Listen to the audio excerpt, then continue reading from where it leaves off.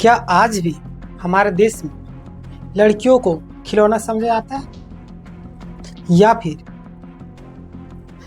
हमारे देश के जो लोग हैं वो सिर्फ अपनों के लिए चीखते हैं, चिल्लाते हैं, दूसरों के लिए कुछ भी नहीं। आज आपको मैं सौम्या की कहानी बताने वाला हूं, जिन्होंने न्याय के खिलाफ आवाज उठाई है और उसका परिणाम आज आपके सामने है।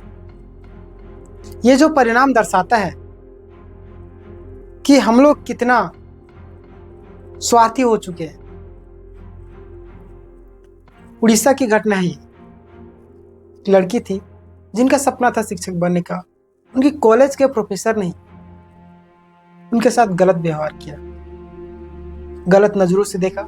जब वो आवाज उठाए तो उन्हें परीक्षा में फेल कर दिया गया, उनके अटेंडेंस में गड़बड़ी की गई, यहां तक कि इन्होंने लिखित में प्रिंसिपल को भी सारी चीज बता दी।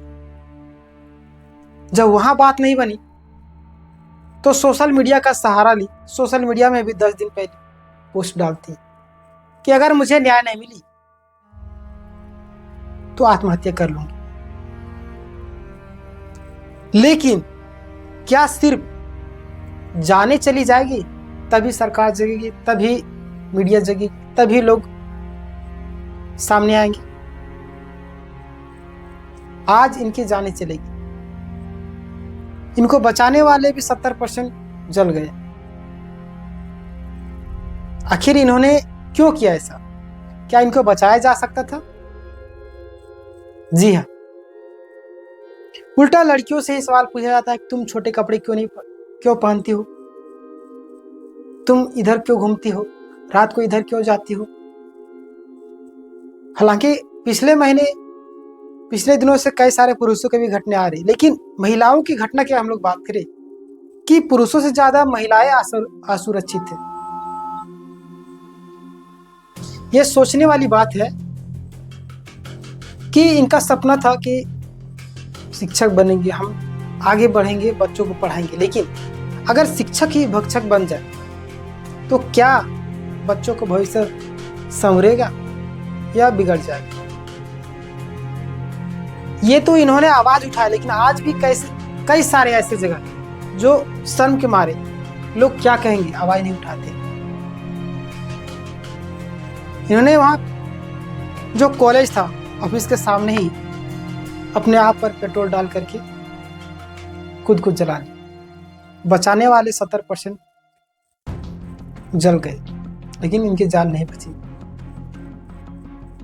देखिएगा, अभी कोई भी मीडिया वाले न्यूज नहीं चला रहे, ना ही कोई कुछ कर रहे, कोई भी उनके घर नहीं, उनके माता पिता से नहीं मिले। लेकिन आज किसी बड़े हीरो, बड़े एक्टर या किसी चीज का भी अगर जरा सा भी कांटी भी चुभ जाए ना, या कोई चक्कू मार दे, तो कई दिनों तक लगातार खबरें चलती रहती। लेकिन कोई अगर नॉर्मल व्यक्ति, स्टूडेंट का आवाज हो या किसी के मजदूर का आवाज हो, नॉर्मल व्यक्ति का आवाज हो, कोई नहीं जाता, क्योंकि उनकी टीआरपी नहीं बढ़ती है ना। बिक चुका है मीडिया।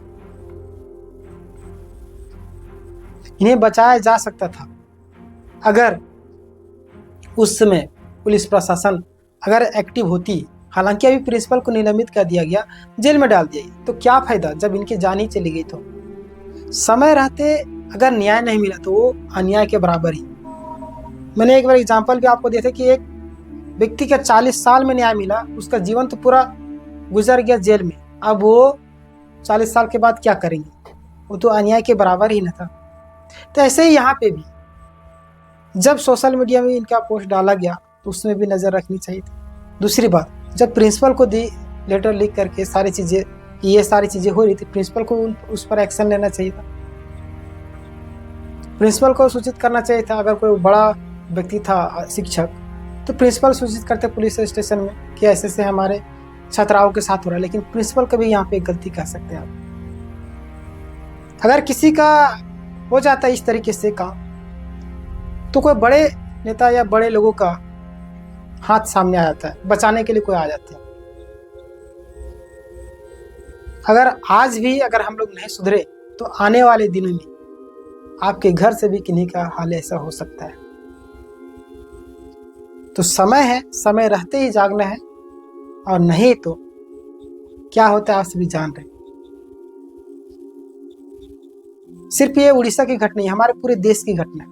कई सारे ऐसे घटनाएं होती रहती है, कई सारे केस दर्ज होते, कई सारे लोग शर्म के मारे दर्ज नहीं करते, लेकिन उनका क्या? अन्याय के खिलाफ खड़ा होना, इतनी बड़ी सजा मिल गई इनको। ये दर्शाता है कि हम कितने गिर चुके हैं, कितना बिक चुके हैं। मीडिया आज इनके घर में देखिए कितने लोग गए, कितने लोग आवाज उठाए। आज पूरा सर्च करके आप देख लीजिए सोशल मीडिया में कितने लोगों ने इस खबर को चलाया।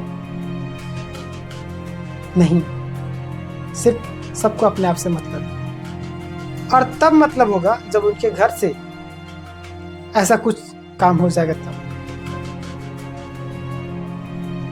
तो बाकी बात आप लोग समझदार हैं, सुधरने का समय है अभी, और जागने का समय है, और लोगों को जगाने का समय। क्या करना आपको खुद मालूम, ठीक है।